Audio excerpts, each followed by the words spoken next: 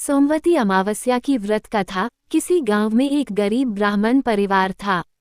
उस परिवार में पति पत्नी के अलावा एक पुत्री भी थी। वह पुत्री धीरे धीरे बड़ी होने लगी। उस पुत्री में समय और बढ़ती उम्र के सभी स्त्रियोचित गुणों का विकास हो रहा था। वह लड़की सुंदर, संस्कारवान एवं गुणवान थी, किंतु गरीब होने के कारण उसका विवाह नहीं हो पा रहा था। एक दिन उस ब्राह्मण के घर एक साधु महाराज पधारे। वो उस कन्या के सेवाभाव से काफी प्रसन्न हुए। कन्या को लंबी आयु का आशीर्वाद देते हुए साधु ने कहा, इस कन्या के हथेली में विवाह योग्य रेखा नहीं है। तब ब्राह्मण दंपति ने साधु से उपाय पूछा कि कन्या ऐसा क्या करे कि उसके हाथ में विवाह योग बन। साधु ने कुछ देर विचार करने के बाद अपनी अंतर्दृष्टि से ध्यान करके बताया कि कुछ दूरी पर एक गांव में सोना नाम की धोबिन जाति की एक महिला न बेटे और बहू के साथ रहती है, जो बहुत ही आचार विचार और संस्कार संपन्न तथा पतिपरायण है।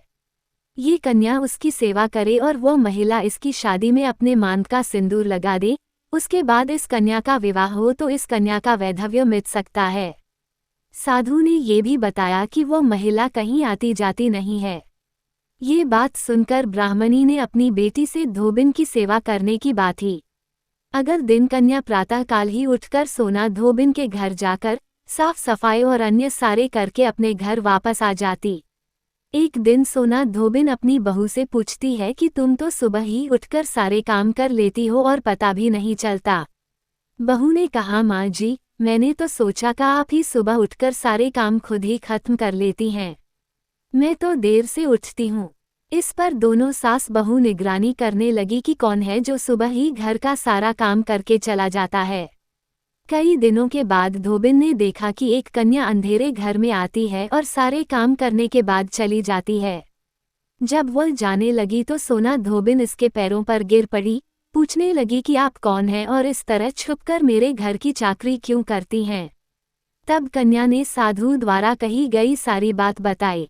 सोना धोबिन पति परायण थी, उसमें तेज था। वह तैयार हो गई। सोना धोबिन के पति थोड़ा अस्वस्थ थे। उसने अपनी बहू से अपने लौट आने तक घर पर ही रहने को कहा।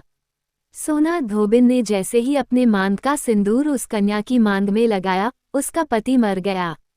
उसे इस बात का पता चल गया। वह घर से निराजल ही चली थी, ये सोचकर कि रास्ते में कहीं पीपल का पेड़ मिलेगा तो उसे भंवरी देकर और उसकी परिक्रमा करके ही जल ग्रहण करेगी। उस दिन सोमवती अमावस्या थी। ब्राह्मण के घर मिले पुए पकवान की जगह उसने ईंट के टुकड़ों से 108 बार भंवरी देकर 108 बार पीपल के पेड़ की परिक्रमा की और उसके बाद जल ग्रहण किया। ऐसा करते ही उसके पति के मुर्दा शरीर में वापस जान आ गई। धोबिन का पति वापस जीवित हो उठा।